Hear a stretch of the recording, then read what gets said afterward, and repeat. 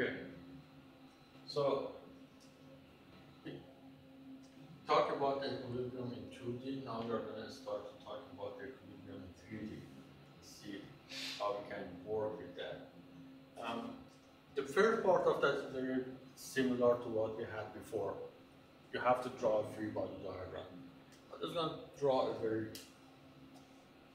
simple shape in 3D and see and do from there.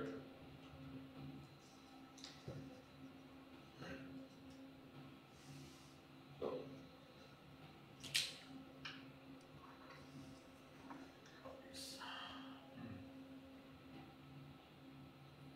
have a shape like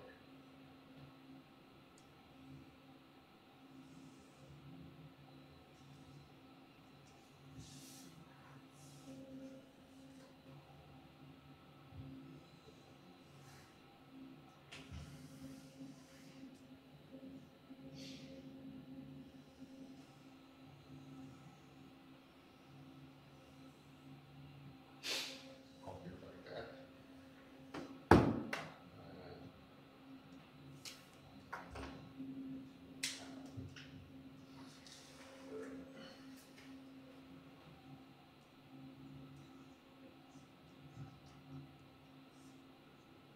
This support there. That support there. What page are you on, please? 235. 35. So,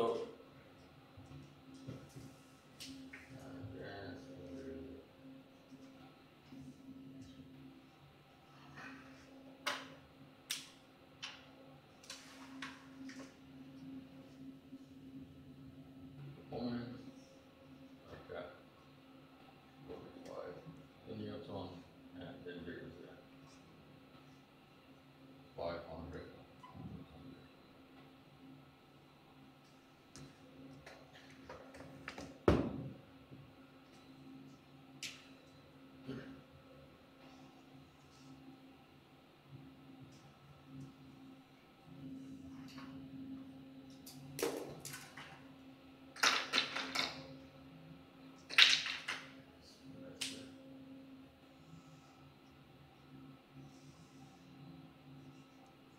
The axis there.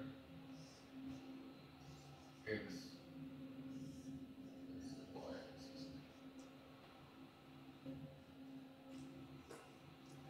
So if I want to draw a free body diagram of that, the first thing, remove anything. Remove everything, just the object itself.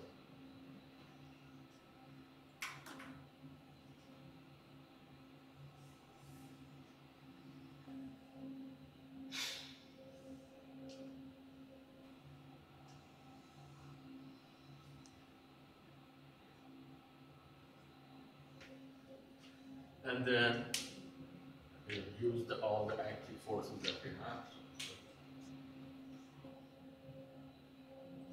45 Newton meter and 500.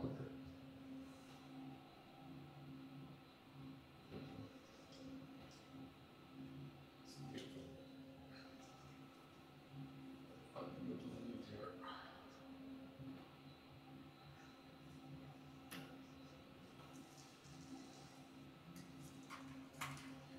Now,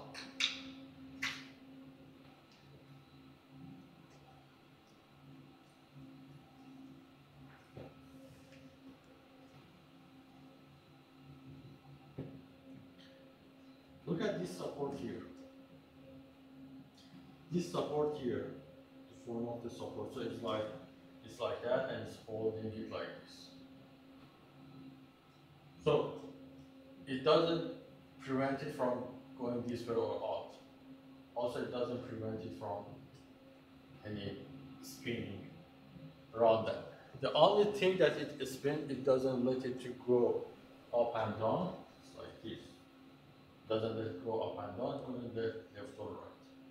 that doesn't let it go to the left or right, which is gonna be in the y direction, and doesn't let it go up and down, which is gonna be in the z direction. Or call it, I don't know what we call it, the A, B, C. So we call it A, so point A, point B, and point C. What I have here is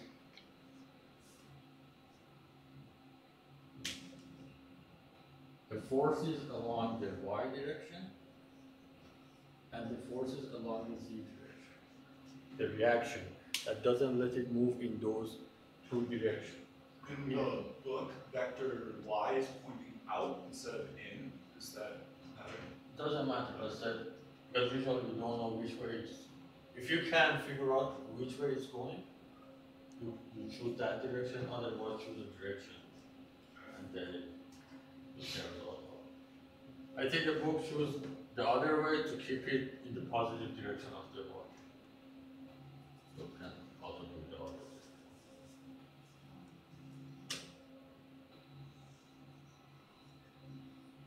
Now if you come to the point B, again the point B has the same thing. So the point B, if you look at it, it doesn't let it go up and down. So it's going to be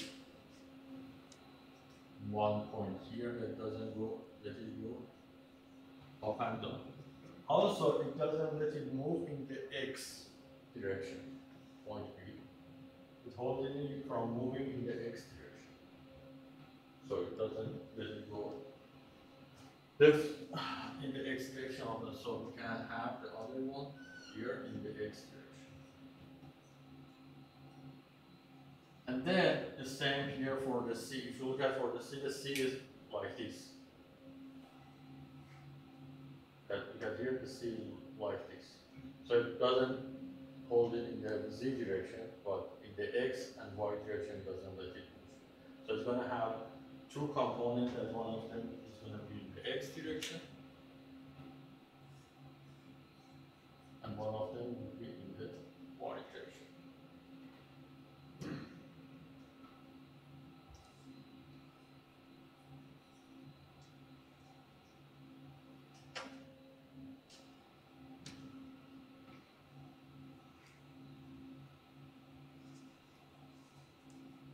How would this object even move?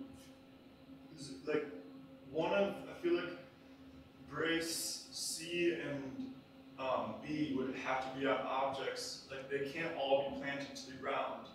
Because otherwise, it trying to rotate as long as that's one solid pipe, like I don't see how that would be able to rotate. It's supposed to. Why is it a moment on it? Because it's trying to rotate it, but the braces are holding it in place. Alright. So the entire idea is that make sure under no condition it moves. So we just want to make sure it's going to stay there. So, okay, now assume I have that for any object and I get something like this. Then I'm going to solve it. So there are two ways of we are going to work with that. So I'm going to do the first way, if you can get it. Again, you want to make sure that it doesn't move, it doesn't spin. So if it doesn't move, it means that the sigma fx should be 0.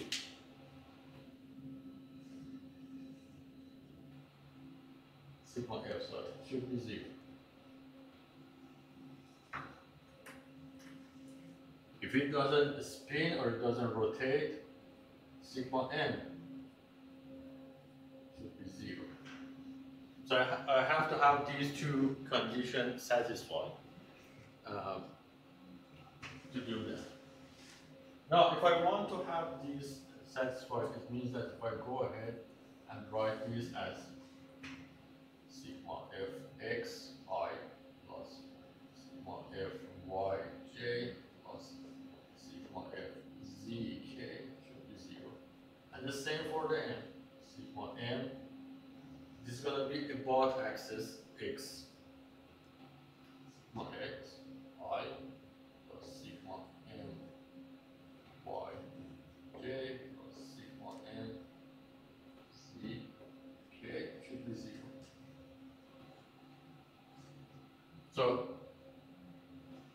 the top equation, if you look at this top one, it only happened is I component is 0, j component is 0, and k component is 0. There's no other way that it can be 0. So, in other words, to that happen, two sets of things should happen. First, sigma fx should be 0, sigma fy should be 0, and sigma f but z should be 0. So that guarantee is not going in, it's not translating, it's not moving the x, y, or z direction. And also it should sigma m about x should be 0, sigma m about y should be 0, and sigma m about z should be 0.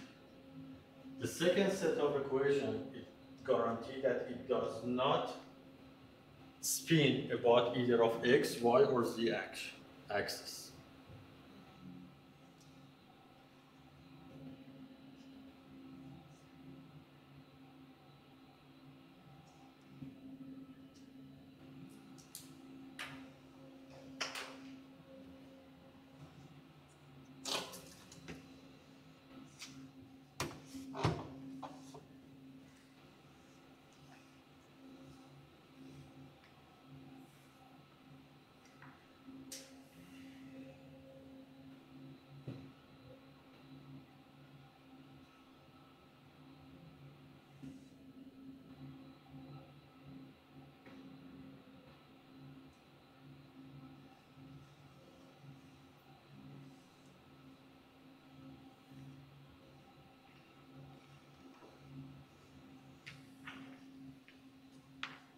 So any question about them?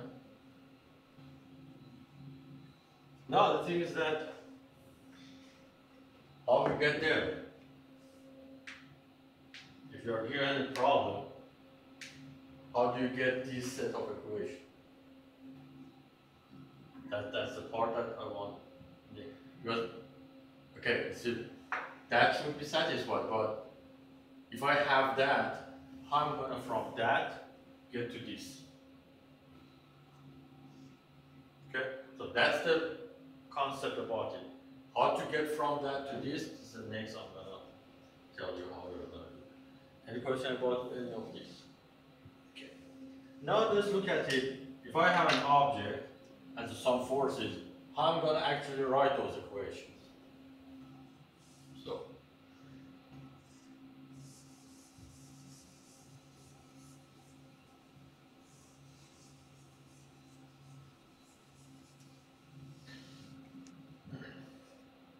assume I have an object in 3D space, a rod, for example.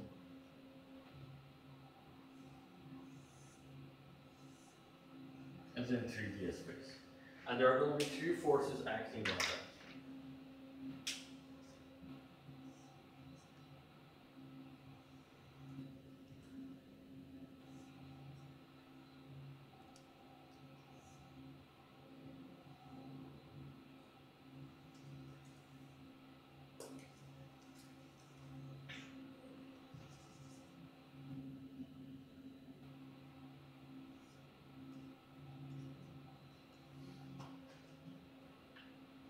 Okay?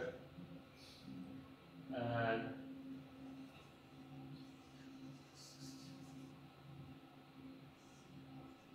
the F1, F2, F3, three forces acting on it.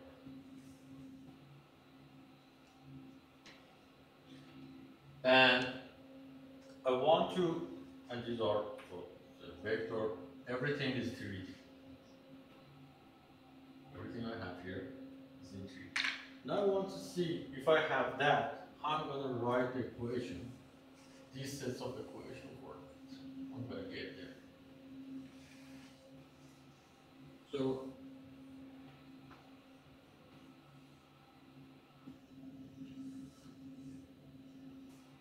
the first thing is that I'm going to write each equation as a form of ijk. So I'm going to write it F1 as a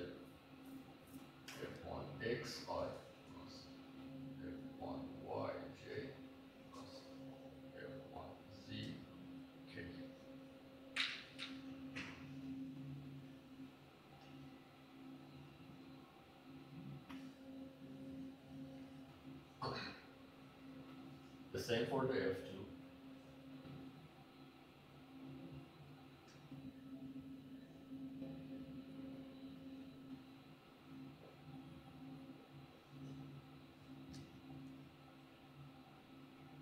And this is same for the F3.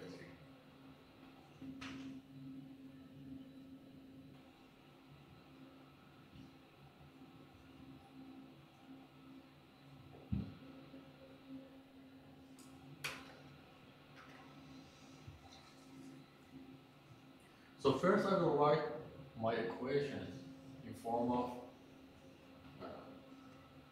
Cartesian format.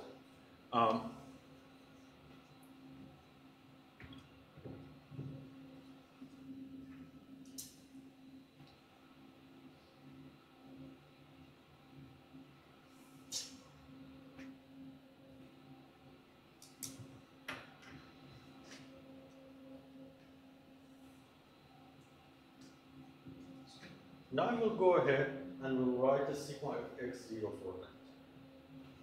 If I write the sigma of x for that, what I will get? Sigma f0, sorry. So it means that f1 plus f2 plus f3 would be 0. So what I'm going to have is that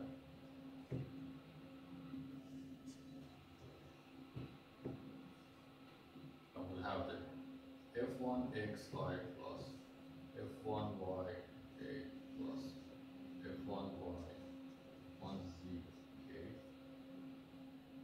That's f1 plus f2xi plus f2yj plus f2zk plus f3x f3y f3zk.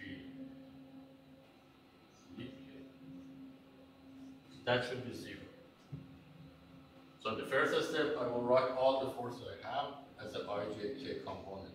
The next, I will add them together. The next step, I will keep all the I, all the j, and all the k component together. So I'm going to go ahead and say, so then I have the f1x plus f2x plus f3x I plus f1y plus f2y plus f3y j plus f1z plus 2z plus f3 in z direction, k is 0.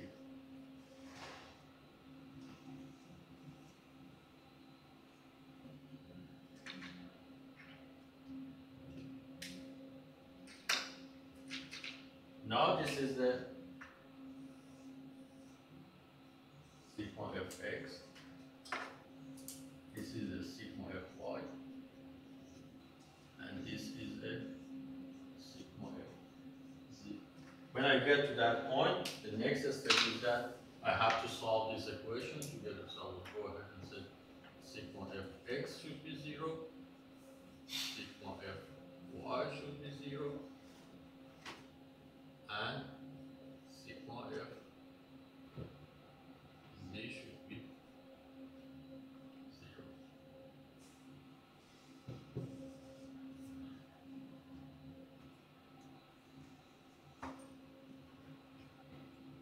So that's the first set of equation I'm gonna get.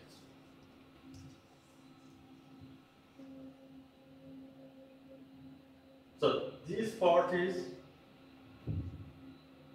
when I write it like that, I get guaranteed that it's not moving in the x, y, or z direction. Now I have to make sure it's not also spinning about x, y, or z direction. So that shows that it's not moving. Next is that I have to make sure it's not spinning about x-axis or y-axis or z-axis. So to do that, I have to write an M about any given point. So make sure I write it here.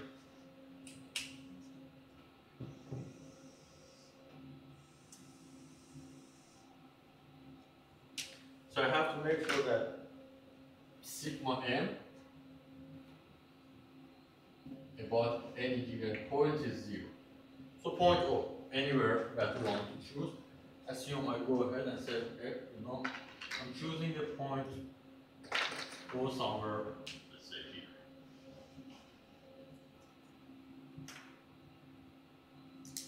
That's point. So it can be any point on. The next thing is that I have to find the R from each of these ones. There's the R1. From that point to each of the forces. So I have R1, R2, and R3.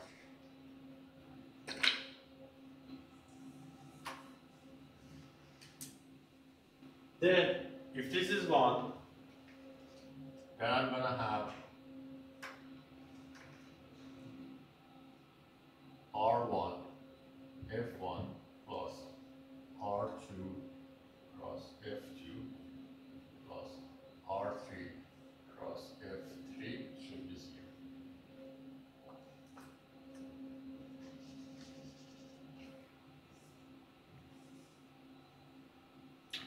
If you solve that, because it's going to be vector, vector, vector, it's going to give you a set of equations that's going to be sigma, if you say sigma m about x, sigma m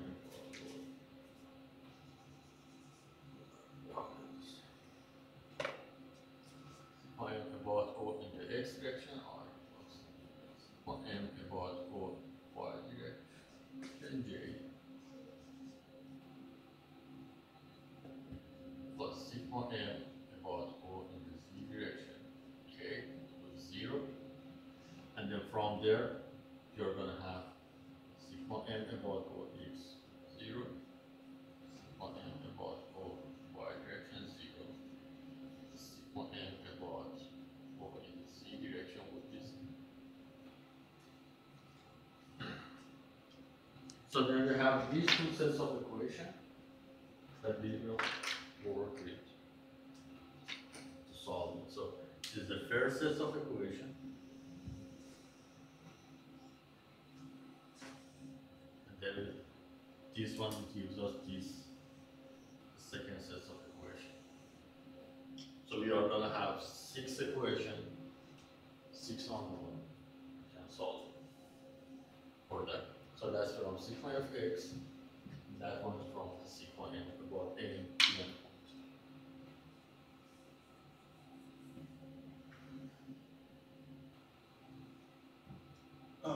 Is the F3 supposed to, in the moment equation, supposed to have a vector on top of it? Okay, so thank you.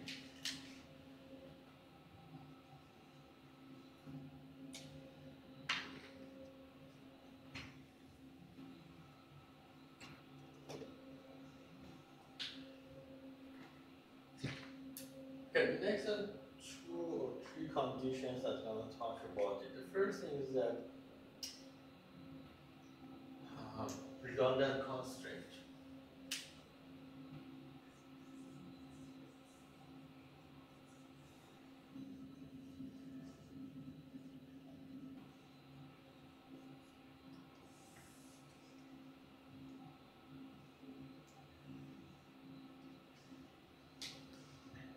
So, assume I have a beam looking like this.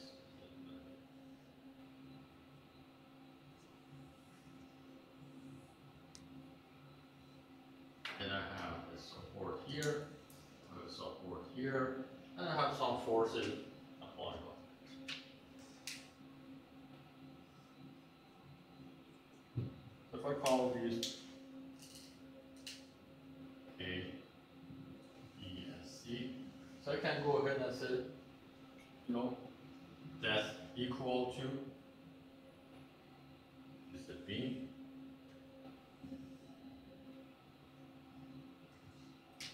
I have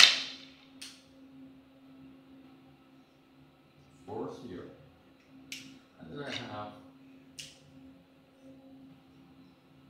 AX, AY, and BY, CY.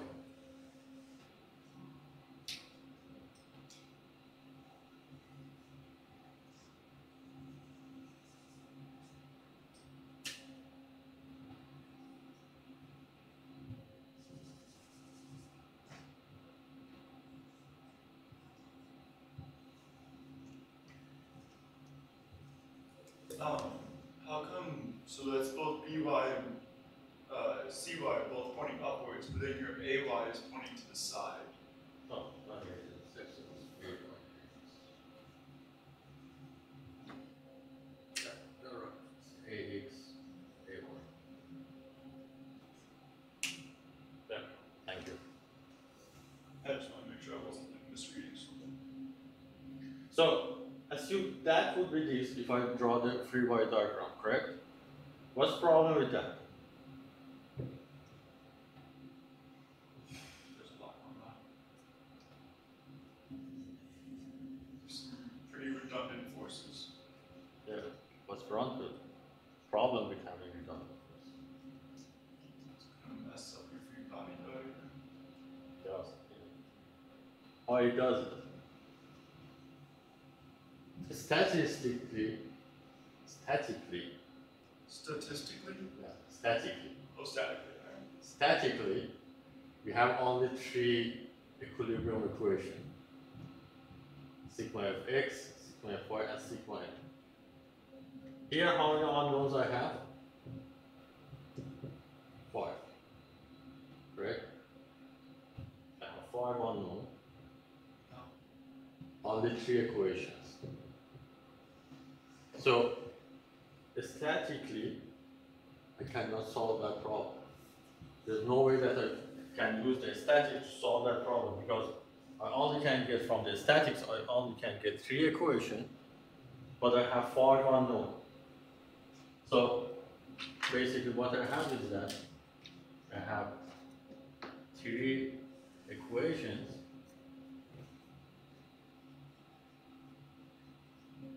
five unknown. So it means that this is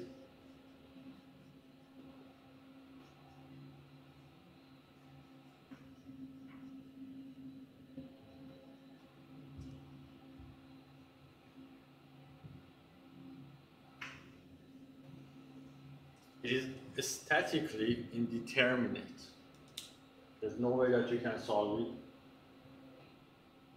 statically. So in any case, later on we learn in the strengths of material, we learn how to solve this problem. But with the knowledge of statics by itself, we cannot solve that problem. So it becomes indeterminate. In 2D, any problem that has more than 3 unknowns, we cannot solve it. In 3D, any problem that has more than 6 unknowns, we cannot solve it. But this one, oh, because this is still in this is in 2D, not 2D, right? It's a 2D. Yep. So we have 3 equations from equilibrium, but 5 unknowns.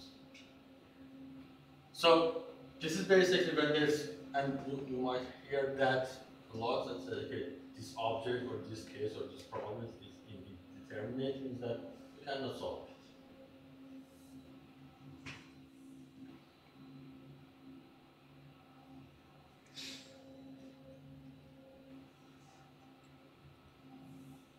The next one is that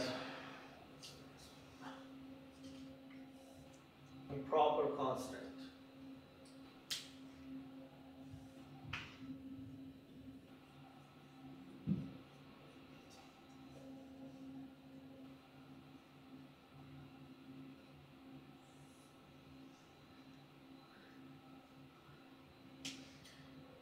there are two conditions that we are constrained in 2D at least. In 2D, there are two conditions that the constraint is improper. The first one is that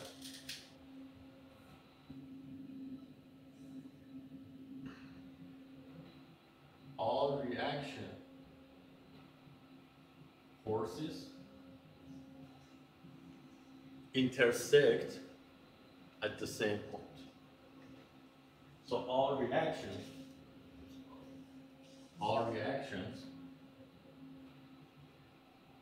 intersect at the same point. So if I have all of my reaction, if I will put my supports in a way that all of my reaction meet each other at one point, that's going to be improper support. So for example, if I have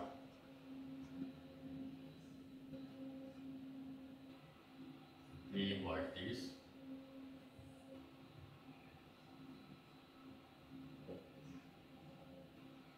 and then there's going to be a force around that.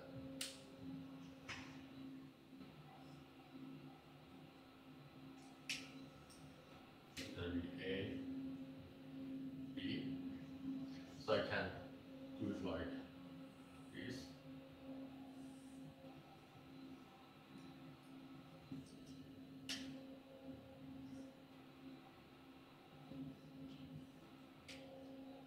For the A, AX, AY, assume it's going to be the BX.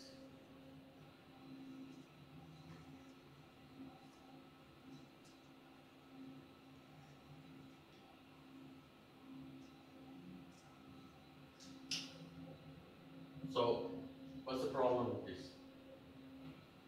First of all of them, all the three reactions intersect at point A.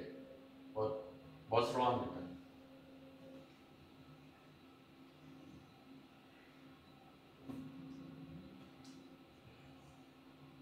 Causes compression. In case of equilibrium.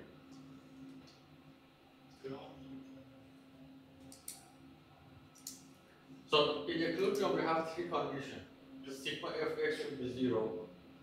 So that problem is solved. It's okay. Yeah. Sigma fy should be 0. It should be okay because I have the ay there. Cancel. Sigma m about any point should be 0. Is there any point on that the sigma m is not 0? Where F is. If I write the moment about point A, what happened? If I write the moment about point A, would F then cause it to have a moment? this one passed through, Yep. no moment. This one passed through it, no moment. This one passed through it, no moment. You have only one force, this caused the moment and nothing to counter that moment. So if I write it sigma m about that intersection point, would not be 0.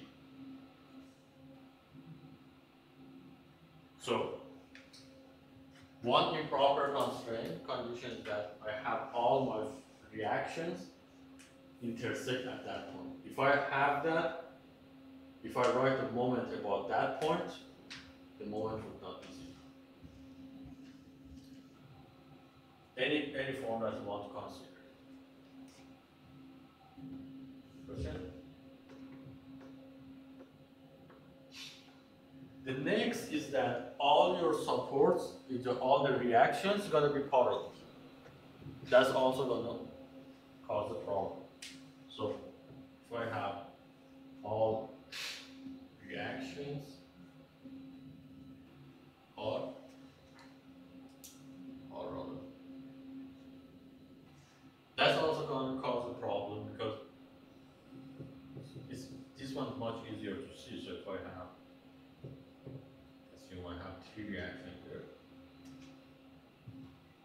we have the force F.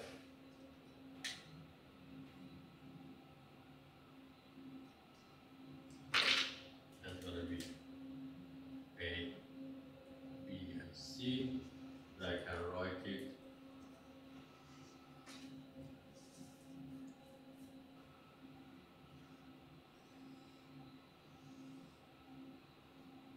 that. So I have the AY, EY, CY. Then I have force F.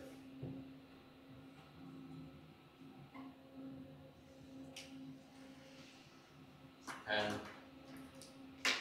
immediately you can see that sigma of x is not 0. So you can put this as a vector parallel, and sigma of x is not 0 there.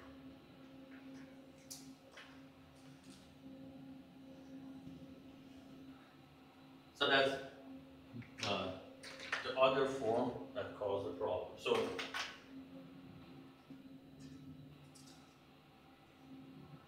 you might have too many supports that in the statics cause a problem, not for the object. Or we might have the reactions that you have the supports that meet each other that cause a problem about the moment. Or we have the supports that are all parallel. That is the 3 cases that we have to make sure it doesn't happen. This one, if it happens, you cannot solve it, but it doesn't mean it's a bad thing. You just can't solve it with the knowledge of statics. You need other knowledge to solve it.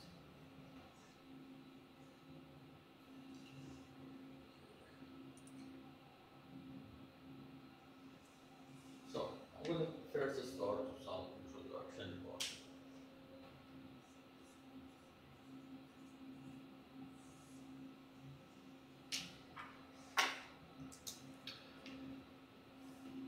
So the truss is an object that is made of, the very first thing that has it is made of some triangle connected to each other. Usually it's like that. So you have the thin members and you connect them together to form a kind of a triangle shape. So for example, you might go ahead and say, I'm going to have something like this. That, and then I'm going to have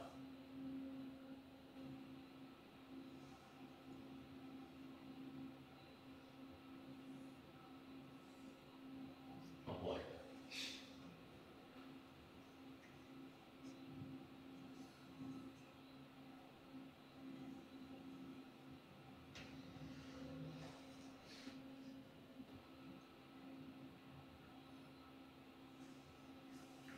Can be other shape. Oh, so let's look at the same thing here. We have the same thing.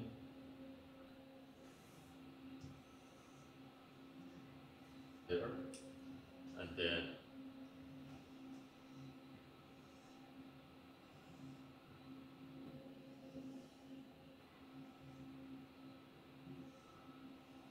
it's another one.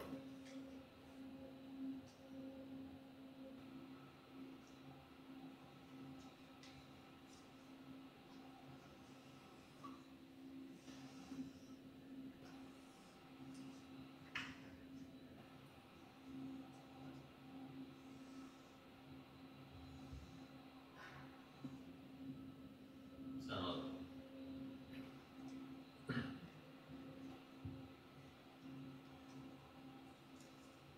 So usually you'll do something like that, and then you have it on the support.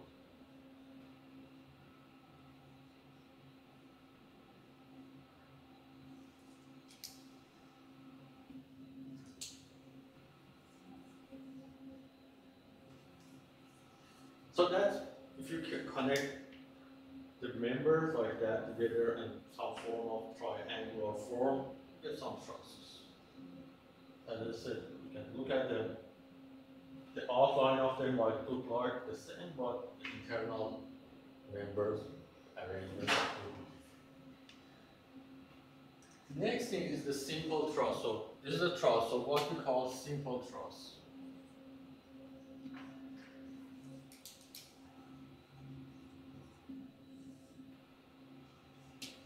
So simple truss is like that. If I start from one triangle, so I make a one triangle,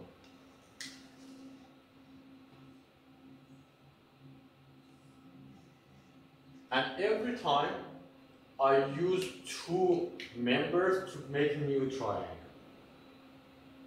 So first I create a triangle, okay? Next I use two members to create a new triangle, like that. So I will go ahead, I use two triangles to make a new, two members to make a new triangle. Then from there I use two members to make a new triangle.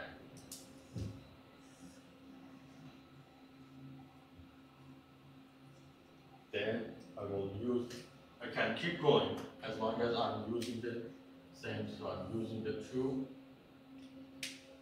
This is called a simple truss. Go ahead and, as long as I start from one triangle and every time add the second one to that. Another one, okay, so I can make a triangle like this.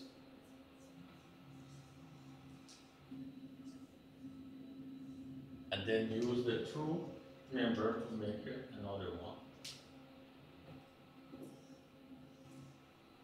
Then I will use again two members to make another one.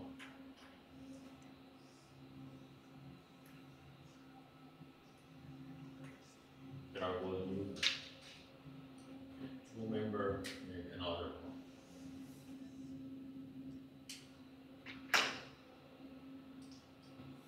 Two member make another one. And two member make another one. Again, this is a truss. Here. So if I start from one triangle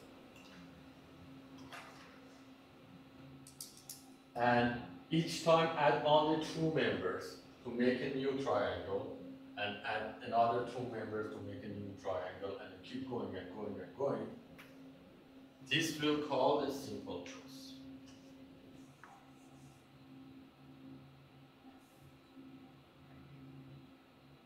Very simplistic. So, you got what happened here? So you start from a triangle and you develop it from there. That we'll call a simple triangle. So there's some assumption when you're dealing with the truss.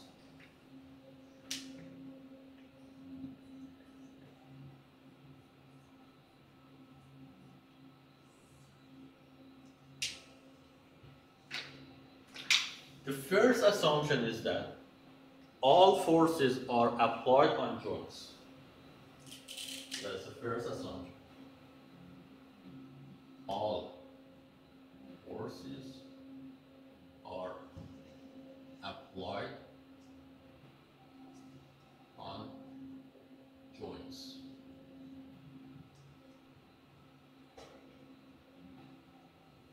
So if I have the truss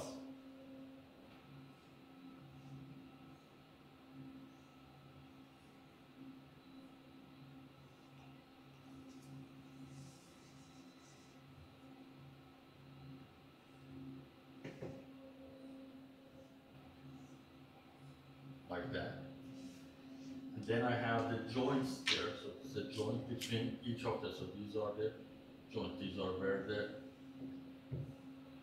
members connected to each other, and then I have the support.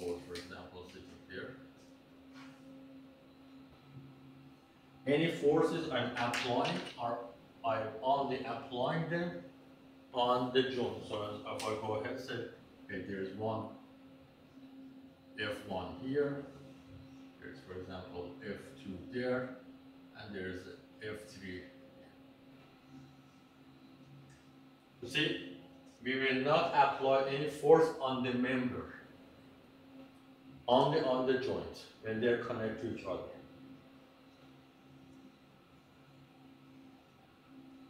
So if a force is just like in the real world applied to one of the members, the stress of that is then placed on the joints. No, we design it that no force is applied on the member. When we do the design, we design it in a way that the force does not apply on that. Whenever we want to put the force on that, assume we want to add the weight, we add the weight right on the joint. Okay. Gotcha.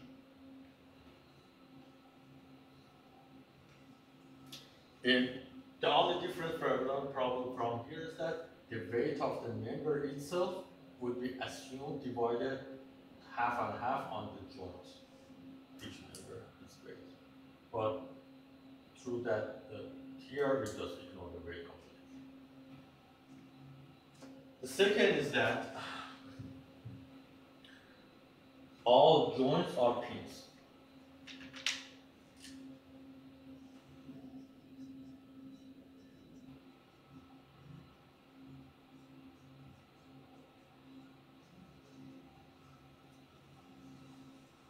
So, what does it mean if I say all the joints are pins? What meaning it has? So, basically, when I say that the pins, it's like if I have this member, there's a pin there, and this is this member, and there's a pin there. This member, there's a pin there.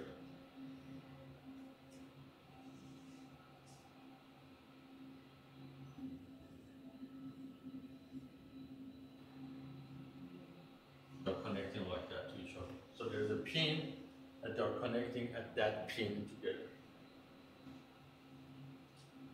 There's a A and B and C.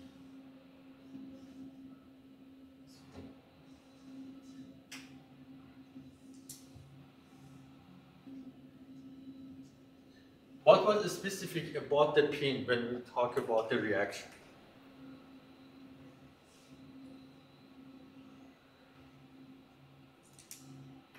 It allows rotation. It allows rotation. So if it allows rotation, it means that no moment would be tolerated at the pin. Okay, so no moment tolerated at the pin. So assume this is my member, and this is one pin, and this is one pin, and it can rotate. What type of member is that? So I'm gonna, for example, draw the AB. Look at the AB.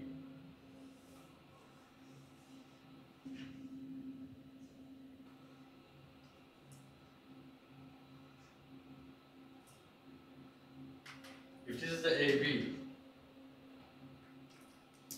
all the forces are applied only at A or B, nothing in between, and no resistance against the rotation. What type of member is that? Two force member, because all the forces apply only on 2 points, on the A and B. So it's going to call two force member. What was about the two force member? What was specific about the two force member?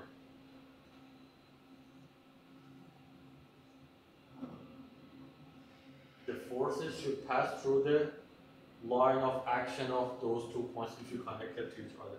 So if I connect the line of action between A and B, if I connect the line of action between A and B, and then I have the forces there,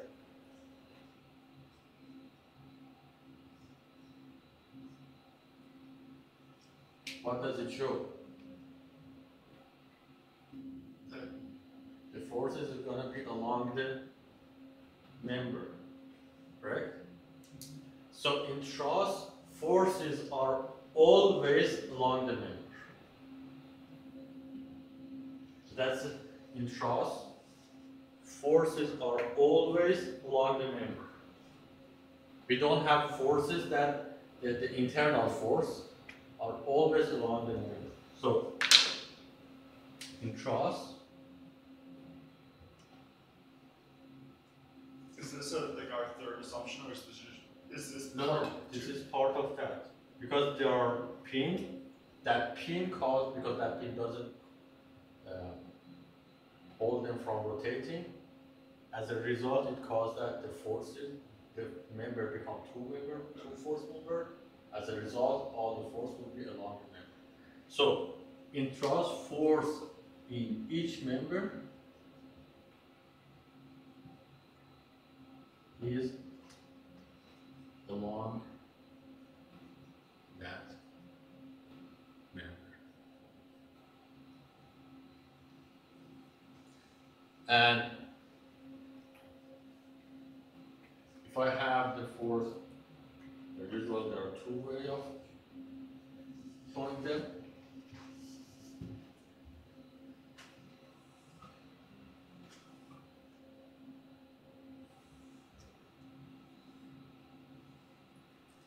There are two conditions gonna happen. Either two forces are along the member but pushing it, which would be compression, or the two forces are along the member but pulling it away.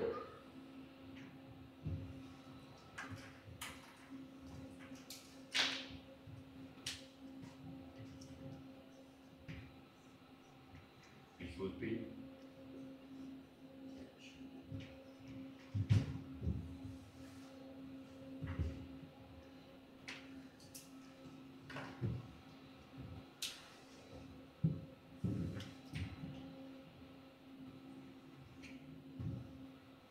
so that AB can have, let me just draw the larger, so that AB smaller. Let's see, so that AB this can be either, it's gonna be either in compression or it's gonna be in tension. And the magnitude is going to be the same. So if this is the F, this is going to be the F.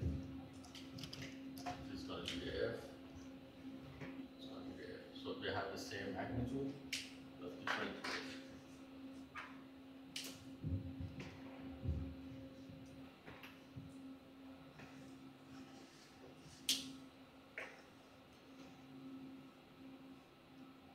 Remember that's what this is going to be.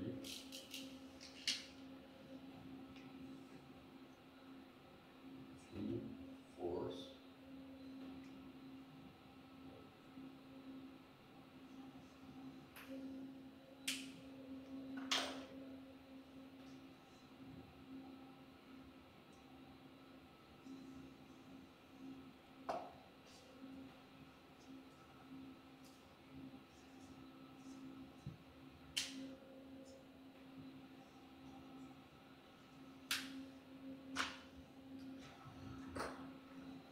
Question?